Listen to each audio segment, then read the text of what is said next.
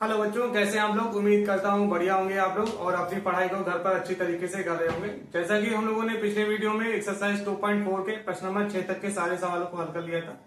आज हम लोग उसके आगे के सवाल को हल करेंगे। जैसे कि प्रश्न नंबर 7 हमें हल करना है आज। अब देखिए, प्रश्न नंबर 7 हम लोगों ने लिख लिया हुआ है। लिखा क्या है, एक बार प्रश्न को हम लोग पढ़ लेंगे अच्छे से। लिखा हुआ है, हसन जो है स्कूल वर्दी बनाने के लिए 2 प्रकार के कपड़ा खरीदता है। उसके बाद इसमें से कमीज के कपड़े का भाव जो रहता है वो 50 रुपए प्रति मीटर है तथा पतलून के कपड़े का जो भाव है वह 90 रुपए प्रति मीटर है। इसके बाद क्या कह रहा है, वह कमीज के लिए जो है 3 मीटर का कपड़ा लगता है। मतलब कि कमीज जब सिलवाता है उसके लिए कितना रुपए मीटर का कपड़ा लगता है, 3 मीटर का कपड़ा लगता है। उसके बाद लिखा हुआ है पतलून का जो है 2 मीटर का कपड़ा लगता है। ठीक है, मतलब पतलून को सिलवाने के लिए उसे कितना लगता है, 2 मीटर का कपड़ा लगता है। वह इस प्रकार जो है कपड़े को क्रमशः 12% तथा 10% के लाभ पर क्या करता है, बेचकर 36,600 रुपए प्राप्त करता है। वह वर्दी सिलवा लेता है। ठीक, कमीज और पतलून को जो है सिलवाने के बाद वह क्या करता है, कमीज को जो है 12% के लाभ पर तथा पतलून को 10% के लाभ पर बेचकर वह 36,600 रुपए प्राप्त कर लेता है। तो हमें बताना है कि उसने पतलूनों के लिए कितना कपड़ा खरीदा है, ये आपको बताना है। कि मतलब कि उसने पतलून के लिए कुल कितने कपड़ा खरीदा है, ये आपको प्रश्न में बताना है हमें। अब देखिए, सर्वप्रथम यहाँ पर जो आपका यहाँ पर दिया गया है, कमीज के लिए 3 मीटर का कपड़ा लगता है। तो यहाँ पर हम लोग पहले निकाल लेंगे कमीज का कुल कपड़ा कितना लगा है। तो यहाँ पर पहले मानेंगे क्या, माना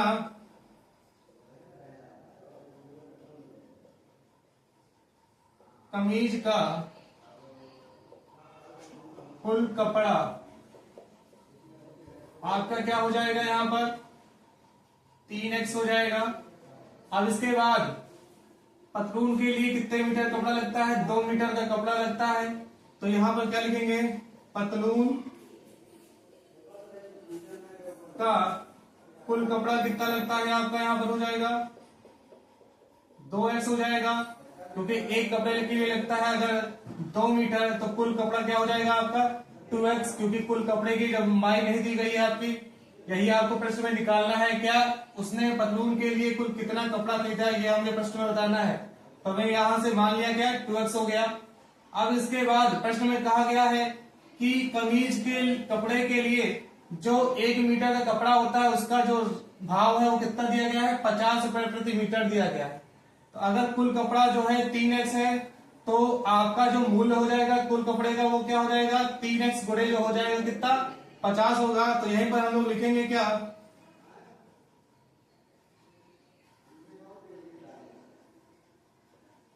कमीज के कुल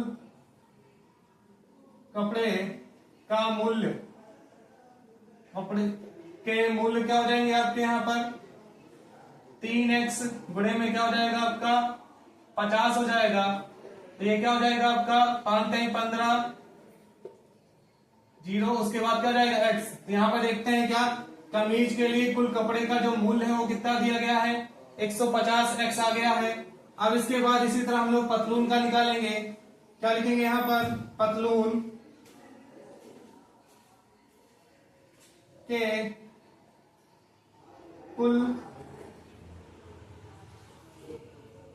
कपड़े का मूल्य। अब देखिए, पतलून के कुल कपड़े का मूल्य क्या हो जाएगा, यहाँ पर 90 रुपए प्रति मीटर दिया गया है। अगर कुल कपड़ा 2x है तो कुल जो है मूल्य क्या हो जाएगा, 2x गुणे में क्या हो जाएगा 90, जो भी कितना आएगा आपका 180 ऐसे हो जाएगा। अब देखिए, यहाँ पर जो है कमीज के कुल कपड़े का जो मूल्य है वो कितना दिया गया है, 150x हो गया है। उसके बाद पतलून के कुल कपड़े का जो मूल्य है वो कितना दिया गया है, 180x हो गया है। अब देखिए, हमें मूल्य पता चल गया है, कमीज के कुल कपड़े का मूल्य और पतलून के कुल कपड़े का मूल्य। अब इसके बाद प्रश्न में कहा गया है क्या, वह इस कपड़े को क्रमशः 12% और 10% के लाभ पर बेच देता है और बेचने के बाद उसे जो है 36,600 रुपए प्राप्त करता है। अब देखिए, आपको पता है कि जो है कुल मूल्य कितना है, 150x है। अब 150x का हमें 12% निकालना होगा। तो यहां पर सबसे पहले क्या करेंगे,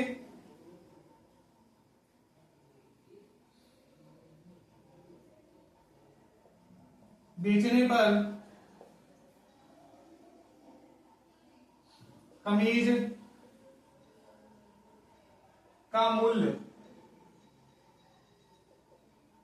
यहाँ क्या लिखेंगे, बेचने पर कमीज का मूल्य क्या होगा ये हमें निकालना है। अब देखिए बेचे गए जो है कमीज का मूल्य निकालना है तो हमें क्या लिखेंगे, पहले आपको देखिए हो जाएगा आपका कुल मूल्य कितना था 150x का, प्लस में क्या हो जाएगा 150x का 12% हमें निकालना है। तो यहाँ क्या लिखेंगे 150x गुणे में क्या हो जाएगा 12%।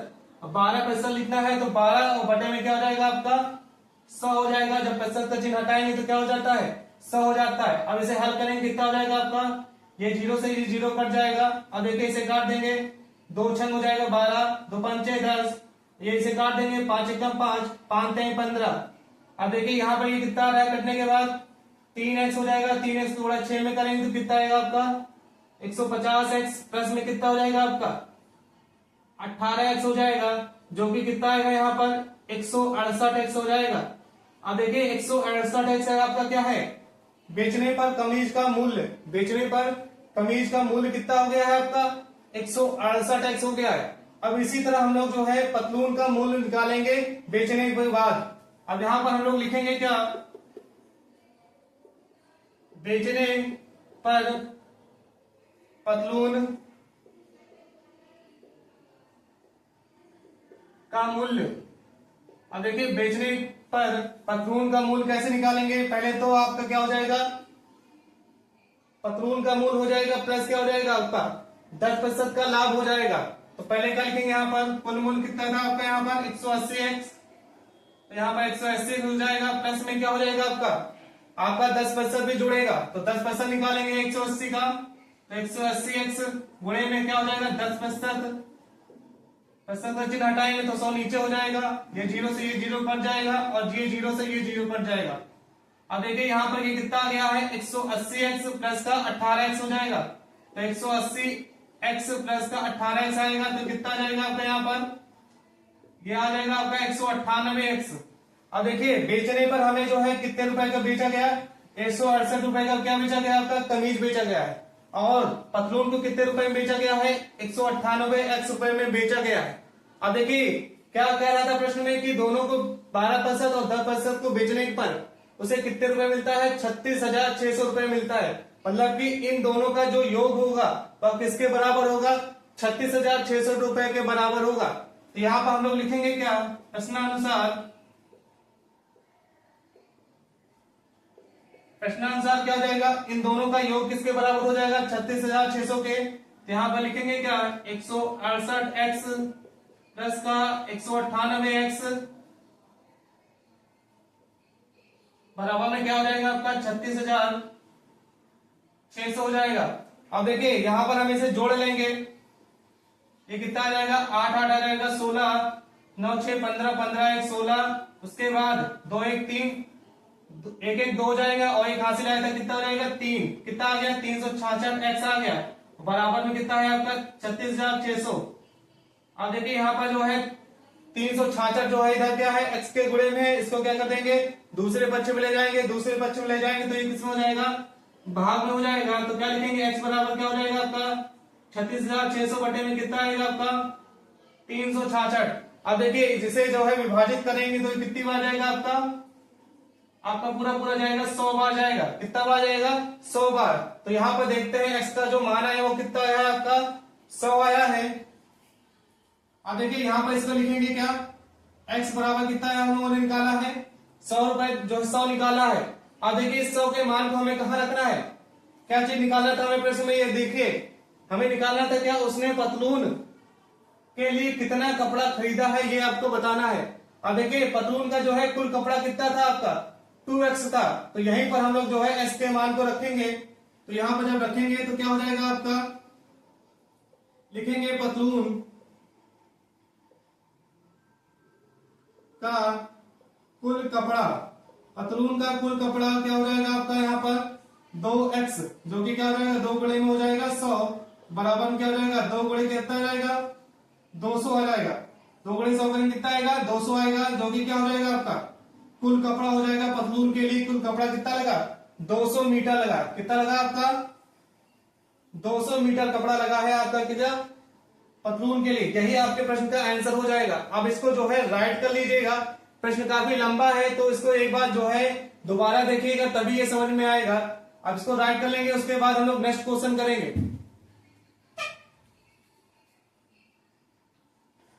अब इसके बच्चों हम लोगों ने प्रश्न नंबर जो है 7 को हल कर लिया है। अब उसके आगे प्रश्न नंबर 8 है, वो हम लोग राइट कर दिया है। एक बार पढ़ लेते हैं प्रश्न में लिखा क्या हुआ है। देखिए प्रश्न में लिखा हुआ है, हिरणों का एक झुंड है का आधा भाग मैदान में चल रहा है। मतलब कि हिरणों का एक जो झुंड है उसका जो है आधा भाग जो है मैदान में चल रहा है, और शेष का जो है 3/4 आपका जो है पड़ोस में ही खेल कूद रहा है। शेष बचे 9 हिरण एक तालाब में पानी पी रहे हैं। तो यहाँ पर झुंड में हिरणों की संख्या ज्ञात करनी है, ये प्रश्न हमें बताना है। प्रश्न में हमें हिरणों की संख्या बतानी है, और प्रश्न में दिया क्या गया है, प्रश्न में दिया गया है कि जो है हिरण की कुल संख्या का जो है आधा वह जो है आपका जो है मैदान में चल रहे हैं। उसके बाद शेष जो आधा बचता है, आधे का जो है 3/4 क्या कर रहा है, पानी पी रहा है। उसके बाद 9 जो हिरण बचते हैं वो क्या कर रहे हैं, पानी में जो है क्या कर रहे हैं, मैं तालाब में पानी पी रहे हैं। तो आपको झुंड है हिरणों की संख्या बतानी है आपकी। अब देखिए यहाँ पर अगर आपको जो है हिरणों की संख्या ज्ञात करनी है तो यही मान लेंगे हम लोग, क्या माना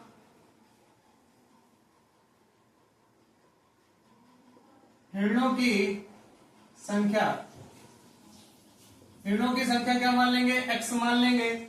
अब देखिए इसके बाद हमें प्रश्न बनाना है, क्या क्या कह रहा है, हिरणों के एक झुंड का आधा भाग मैदान में चल रहा है। अब झुंड का जो है आधा भाग मतलब कि हिरणों की संख्या का आधा, अगर जो है संख्या x है तो x का आधा क्या हो जाएगा आपका, x/2 हो जाएगा। तो वही चीज हम लोग लिखेंगे, क्या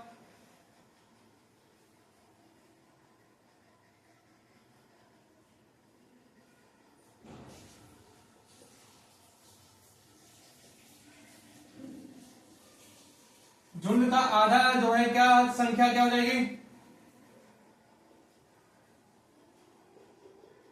झुंड की आधी संख्या क्या हो जाएगी आपकी, x/2 हो जाएगी। अब देखिए उसके बाद क्या कह रहा है, शेष का 3/4, अगर जो है शेष आपका अगर आधा हो जाता है तो कितना बचता है, संख्या का आधा बचता है। तो आधे का जो है कितना है, 3/4। तो आधे का 3/4 क्या हो जाएगा, 3/4 हो जाएगा। तो यही चीज हम लोग लिखेंगे, क्या जो क्या कर रहे हैं आपके पड़ोस में ही खेल कूद रहे हैं। तो यहां पर लिखेंगे क्या, हिरण की संख्या जो खेल कूद रहे हैं। तो यहां लिख लेंगे क्या, खेल कूद करने वाले हिरणों की संख्या क्या हो जाएगी आपकी यहाँ पर, x/2। और क्या कहा है, शेष का 3/4। तो शेष का क्या हो जाएगा, 3/4 क्या हो जाएगा, 3/4। जब इसे हल करेंगे तो क्या हो जाएगा आपका, 3x बटे में क्या हो जाएगा आपका 8 हो जाएगा। ये क्या है, खेल कूद करने वाले हिरणों की संख्या। अब देखिए उसके बाद क्या कह रहा है, उसके बाद जो हिरण बचते हैं वो क्या है, 9 हिरण बचते हैं। तो वो क्या कर रहे हैं, तालाब में पानी पी रहे हैं। तो यहां पर क्या लिखेंगे, तालाब में पानी पीने वाले हिरणों की संख्या। अब देखिए तालाब में पानी पीने वाले हिरणों की संख्या कितनी है आपकी, 9 है। अब देखिए प्रश्न को एक बार फिर से देख लेते हैं, क्या कह रहा है कि हमें हिरणों की संख्या ज्ञात करनी है। तो हमने सर्वप्रथम क्या मान लिया, हिरणों की संख्या क्या मान ली, x मान ली। उसके बाद कह रहा है कि एक झुंड का जो है आधा भाग जो है मैदान में जो है चल रहा है। अगर जो है संख्या x है तो संख्या का आधा क्या हो जाएगा, x/2 हो जाएगा, जो कि क्या कर रहा है आपका जो है मैदान में चल रहा है। उसके बाद आधा जो है शेष क्या कर रहा है, शेष का 3/4 क्या कर रहा है आपका, खेल कूद रहा है। तो जो उसकी संख्या कितनी हो गई आपकी, 3x/8 हो गई है। उसके बाद उसमें से 9 शेष बचते हैं आपके हिरण, वो क्या कर रहे हैं, तालाब में पानी पी रहे हैं। उसके बाद हमें इसका समीकरण बनाना है इसका। तो यहां पर हम लोग लिखेंगे क्या, प्रश्नानुसार अब आपका समीकरण क्या बनेगा, इन तीनों का योग कर देंगे और ये योग कितने के बराबर हो जाएगा आपका, हिरण की कुल संख्या के बराबर हो जाएगा। तो यहां पर क्या लिखेंगे, x/2 प्लस का क्या हो जाएगा, 3x/8 प्लस में क्या हो जाएगा 9। और इन तीनों का योग किसके बराबर होगा, ऋणों की कुल संख्या, और कुल संख्या हम लोगों ने क्या मानी थी, x मानी थी। अब देखिए ये आपका समीकरण बनेगा। अब हमें इस समीकरण को हल करना है। अब हल करके इसमें क्या करेंगे, x का मान ज्ञात करेंगे। अब देखिए यहाँ पर जो है x क्या है, इधर इसको इस तरफ लाएंगे और 9 को क्या करेंगे, दूसरे बच्चे में भेजेंगे। तो ये क्या हो जाएगा, x बटे में 2 हो जाएगा, प्लस का 3x बटे में 8 हो जाएगा, और ये माइनस का x बराबर क्या हो जाएगा, ये माइनस का 9। अब देखिए इसे हल करेंगे। इधर हम लोग क्या कर लेंगे, एलसीएम लेंगे। अब देखिए यहाँ पे इसे एक बार लिख लेते हैं, क्या लिखा हुआ है, x बटे में 2 प्लस में 3x बटे में 8 माइनस का x बराबर कितना लिखा हुआ है, माइनस का 9। अब देखिए इसे हल करना है। यहाँ पर एलसीएम लेंगे तो 2 8 का जो एलसीएम आएगा वो कितना आएगा, 8 आएगा। तो यहाँ पर क्या लिखेंगे, x बटे में 2। अब देखिए एलसीएम 8 आया तो इसमें किससे गुणा करेंगे, 4 से। तो आपको अंश में भी जो है 4 से गुणा करना है। इधर क्या हो जाएगा आपका, प्लस 3x बटे में 8। अब देखिए एलसीएम 8 आया है तो यहाँ पर 8 पहले से ही, तो किससे गुणा करेंगे, 1 से ही गुणा करेंगे। अब देखिए इधर क्या लिखा हुआ है, x खाली लिखा हुआ है, तो x को हम लोग क्या लिख सकते हैं, x बटे 1। अब देखिए एलसीएम कितना आया था, 8 आया था, तो एलसीएम 8 आया तो यहाँ पर 8 लाने के लिए किससे गुणा करेंगे, 8 से। तो यहाँ पर क्या हो जाएगा, 8 से गुणा कर देंगे, और बराबर में क्या लिखा हुआ है, माइनस का 9। अब देखिए यहाँ पर जो है आपका हर बराबर कर लेंगे, क्या हो जाएगा आपका 4x हो जाएगा, बटे में कितना आएगा 8, माइनस क्या आपका प्लस में है, क्या है 3x, और गुणा करेंगे 1 से कितना आएगा, 3x ही आएगा, बटे में कितना है 8 है, फिर माइनस, अब इसके गुणा करेंगे कितना आएगा 8x हो जाएगा, और बटे में क्या रहेगा आपका 8, और बराबर में क्या है आपका माइनस का 9। अब देखिए हर बराबर है तो नीचे 8 लिख लेंगे, ऊपर क्या हो जाएगा आपका 4x माइनस प्लस का 3x और माइनस का 8x, बराबर कितना हो जाएगा आपका माइनस का 9। अब देखिए इसे हल करेंगे, 4 दिन कितना हो जाएगा 7x हो जाएगा, माइनस का 8x बटे में कितना रहेगा 8, बराबर कितना आएगा माइनस का 9। अब देखिए 7x माइनस का 8x करेंगे कितना रहेगा आपका माइनस का x हो जाएगा, और बटे में 8 बराबर कितना रहेगा माइनस का 9। अब देखिए 8 इधर जो है आपके भाग में दूसरे बच्चे में जाएगा, भाग में हो जाएगा, तो यहाँ क्या लिखेंगे माइनस का x बराबर कितना हो जाएगा आपका माइनस का 9 बड़े में 8। अब देखिए ये माइनस से माइनस कट जाएगा, क्या हो जाएगा x बराबर कितना आएगा 9 बड़े में 8। अब देखिए 9 गुणे 8 लिखा हुआ है तो बराबर में क्या हो जाएगा, x बराबर कितना हो जाएगा, गुणा करेंगे तो कितना आएगा आपका 72 आएगा। अब देखिए x का मान हम लोगों ने कितना निकाल लिया है, 72 निकाल लिया है। अब देखिए x हमने किसे माना था, ऋणों की कुल संख्या मानी थी, जो कि हमें यही निकालना था सवाल में। ऋणों की कुल संख्या हम लोगों ने कितनी निकाल ली है, 72। यही आपके प्रश्न का आंसर हो जाएगा, इसको राइट कर लीजिएगा।